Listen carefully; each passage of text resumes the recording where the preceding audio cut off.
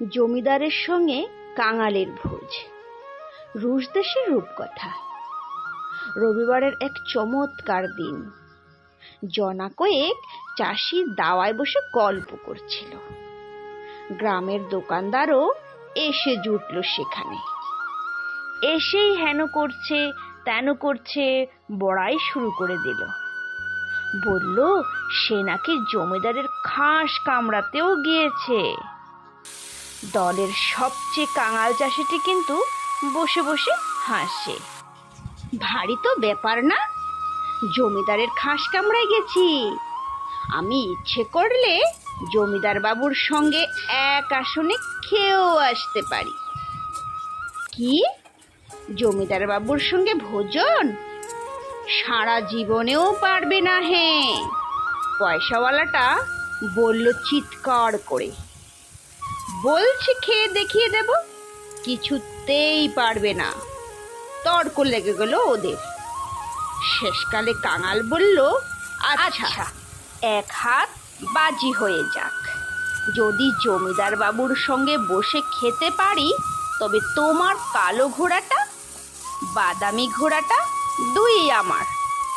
আর যদি না পারি তবে 3 বছর বিনা পয়সায় তোমার কাছে খাটবো।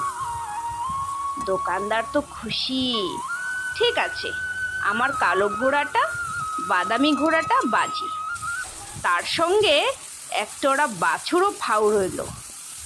তোমরা সবাই সাক্ষী। সাক্ষীদের সামনে হাতে হাত চাপড় মেরে বাজি ধরা হলো।